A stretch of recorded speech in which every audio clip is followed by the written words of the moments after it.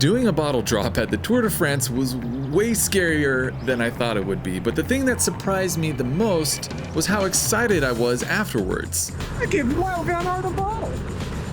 That was really cool. Ketone IQ and Visma Lease Bike invited me to join them for stage 4 of the Tour de France this year. I know, insane. I could hop on that bus, and my tour will be over, but it will be the most epic moment of my life. So just kidding. As much as I wish I could have brought all of you with me to the tour, I'm going to do my best to try to explain what the experience was like, and I'm going to share at least 5 things that surprised me while I was at the tour. The last one kind of blew my mind, but we'll start off with something I probably should have realized before, and that is the Tour de France is a team event. And I'm not just talking about the riders on the team.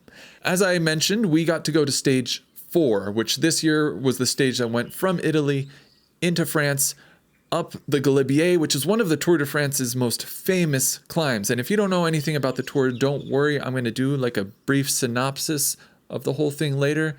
But first, I want to explain how crazy just a single morning of the race is. So our little group arrived at the hotel where the team was staying a few hours before the stage was set to start. And we had time to look at all their bikes, talk to the mechanics, talk to their chef. My name is Remco Henkes, and I'm a performance chef of Team Visma Lease Bike. Together with my colleague Franca, we cook for the riders. And I learned a couple interesting things. For example, the team eats at least 3 hours before the race starts. Their chef Remco makes the meals for everybody, but the specific portions, like the macros for every rider, are detailed and prescribed based on their effort that day in the race and what their role in the race is. And that's not even the craziest marginal gain. The craziest one, in my opinion, is the fact that each rider has their own fitted mattress that follows them throughout the tour. Let me break that down. Every single day, a van with all of the mattresses for all of the riders goes to the next hotel, takes the mattresses out of the hotel room, puts the specific mattress for each rider in their room, like they get a mattress fit in the same way they get a bike fit, and then they repeat that every single day of the tour, which is just craziness. But that's the level of work that the team does for the racing team. And all of the racers, like, their time is very protected. Unfortunately, as a bunch of YouTubers, we didn't get to spend a lot of time with them, but can't figure out why. It's not like they're doing the most important race of the calendar right now.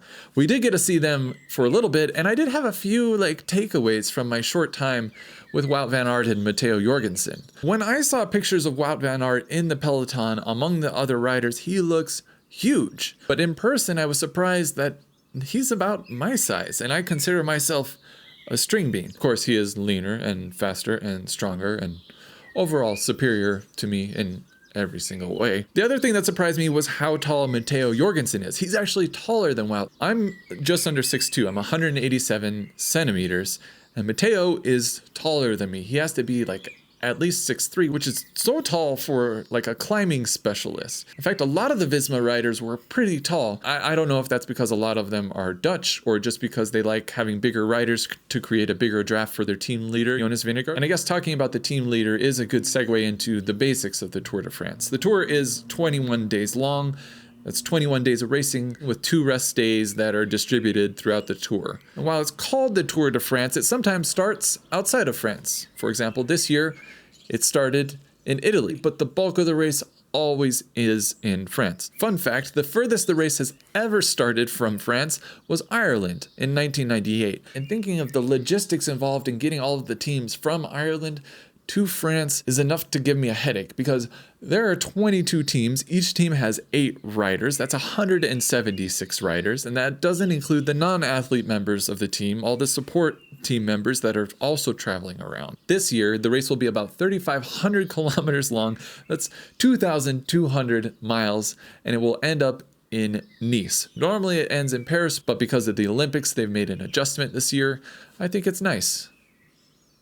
Each day of the race has a winner, and at the end there is an overall winner of the general classification. So when a team says they have a team leader, that's the person they're betting on to win the general classification. The person who has the fastest time over all 21 stages. That is the winner of the Tour de France. That is kind of the most basic version of the tour. Michael Brandt, the CEO of Ketone IQ, who was on this trip with us, he had a really good analogy that I liked. He compared bike racing to like a complex wine.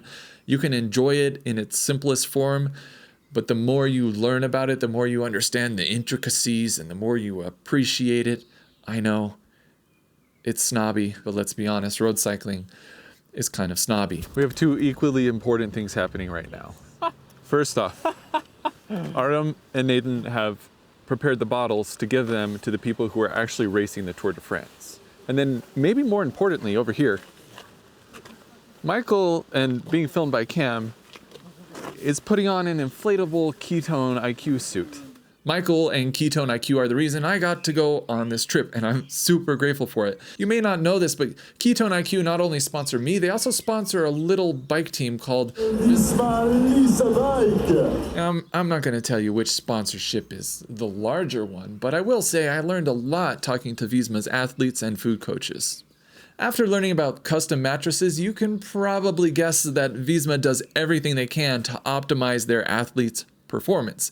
And when it comes to nutrition, it's no different. That's why they partnered with Ketone IQ for their recovery nutrition. If you're not familiar with ketones, they're another fuel source that your body can use like carbs. Unlike carbs, which your body needs to process before it can use them, ketones can go straight into your I was going to say straight into your brain, but they can go straight into your brain because your brain loves using ketones as fuel, but they can also be converted into ATP, and your body can use them just the same way that they do other fuel sources. They're especially good when they're stacked with other fuel sources like carbs while you're on your workouts and carbs and protein for recovery. In fact, Visma, Ketone IQ, and the largest research university in the Netherlands are working together on a robust study about using ketones for athletic recovery. Now, I've done some anecdotal testing with this, and Spicy. Maybe my budget's not as high, but ketones did help me survive training like a pro for a week. Jokes aside, I'm really looking forward to seeing this research study. I was talking with Michael, again, the CEO of Ketone, about the study and the specifics, and it seems very, very promising.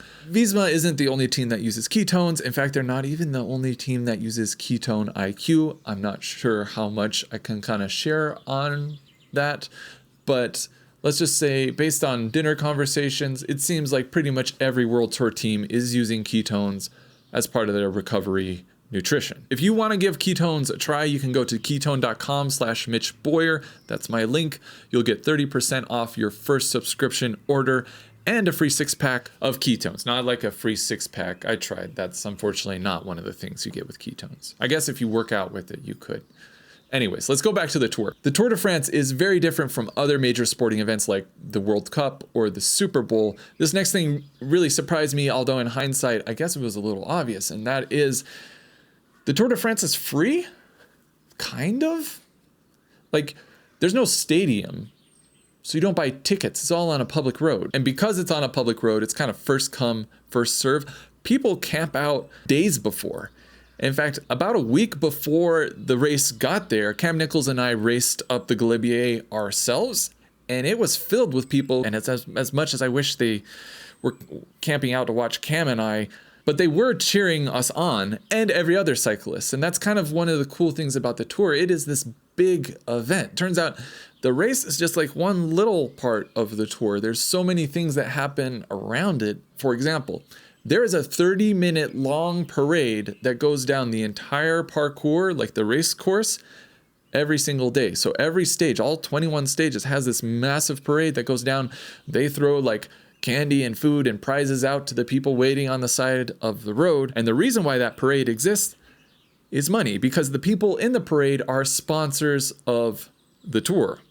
The organization that runs the tour, the ASO, they need to make money somehow, and the parade is one of their big money makers. They can also make money by towns offering to host a particular stage, and they will pay the ASO money to end a stage or start a stage in their tour because it brings people to their town. And it's kind of a captive audience. Tour de France, they are very, very powerful. They can close the road whenever they, or how long they want. So the people in these towns, they're just stuck here all day. You're also stuck in town and you cannot leave. And so you might as well, you know, go to the cafe or the pub and watch the tour there after they pass you, because you're only going to see one little segment. But that's, you know, part of the experience. Although I'm getting ahead of myself. I'm like jumping into the race, because the next thing that surprised me is that the riders actually do a lot more than just race. After leaving their hotel, getting on the bus, they go to the paddock, which is set up at the beginning of each stage. We've got some little team behind me called UAE. I don't know if I'm supposed to film them, especially since Visma Lease a bike. Yeah, I'm a guest of them. But, you know, I'm going to film it. I'm hanging out here. Going to hopefully see Tadej Pogacar. All of the buses from all of the teams line up. They put the riders' bikes out, and it is this circus for the people in the town where the race starts that day to just come and see the riders, see the buses. The VIPs and the media get to talk with like the team leaders. The riders ride up onto stage and they're announced. They're cheering fans, and just like the races, people who are so obsessed with getting a selfie almost knock riders off their bikes. But most interesting of all, every single team bus has one thing that blew my mind. Every single bus has a little side flap that opens up to an espresso machine. I don't have a bus, but I feel like I need that in my life. So I never know what to do during these experiences. It's really cool. I'm excited about it. I'm just walking around, looking at everything. I could talk about all the different winning jerseys. The truth is, the only one you need to know about is the yellow jersey. That is the one that the leader of the general classification wears. There is a white jersey for the youngest rider, a polka dot jersey for the person the fastest up the mountains, and a green jersey, which is technically not a sprinter's jersey, but it's a point jersey. But whatever, I digress. There are plenty of videos that go into all the intricacies if you really want to dig into that. The jerseys didn't surprise me. What did surprise me is that there are more cars on the road during the race than there are bikes. At the start of the tour, there are 176 bikes on the road because there are 176 riders. As the tour goes on, some riders inevitably drop out because they don't reach the time cuts or they get injured. That number goes down. The vehicle number is much higher. Let's start by talking about the team vehicles. Each team has two support vehicles. Those are like the station wagons that you see with the bikes on the roof. If a rider has a bike that breaks during the race, they swap it out with one of those bikes. In addition to those, the team also have at least one team bus that transports the team to and from hotels. Wealthy teams like Visma have like multiple buses, a mattress van, and hospitality cars like the ones that we got to ride in. Now, not all of those team cars are on the parkour at the same time. For example, in the hospitality cars, we actually rode at the front of the race all the way up until the bottle drop, at which point we pulled over. You guys, I've been given the responsibility of handing a bottle. It's a lot of responsibility. So if I drop it, it could affect me a lot. So let's see what happens.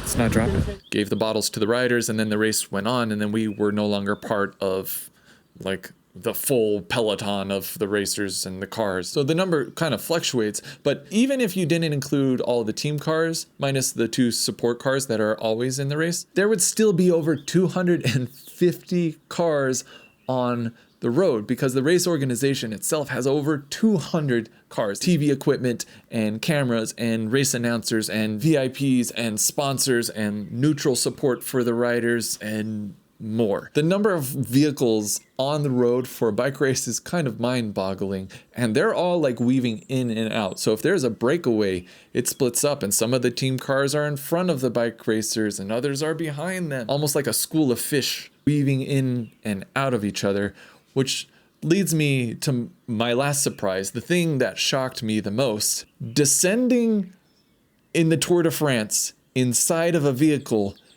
is terrifying.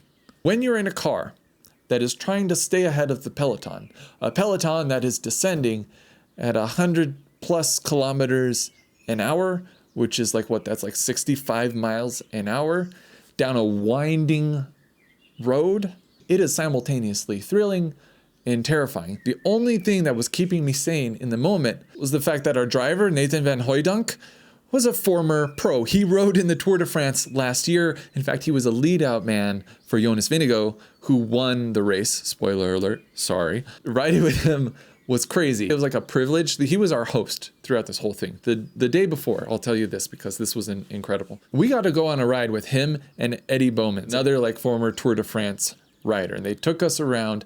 And at the end of the ride, before the final climb, Nathan comes over to me and he says, like, stick by me. I'm going to lead you out on the final climb. Dude, a pro who was the lead out man for Jonas Vingegaard was going to lead me out on a climb. It went about as well as you would think. I did not hold the wheel, but it was a lot of fun.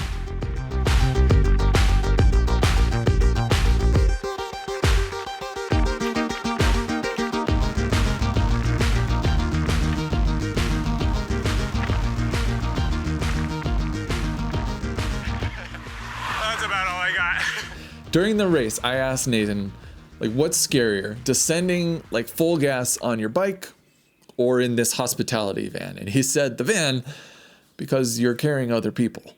But honestly, watching him descend in this van while he's also watching the race and talking on the race radio, he seemed pretty calm to me. And maybe that's the biggest takeaway I had. These pros, it's not just like their FTP that's different. Like, they have nerves of steel. They just, at least on the outside, appear so calm in a situation that I would be completely frazzled. Although I did pretty well with that bottle drop.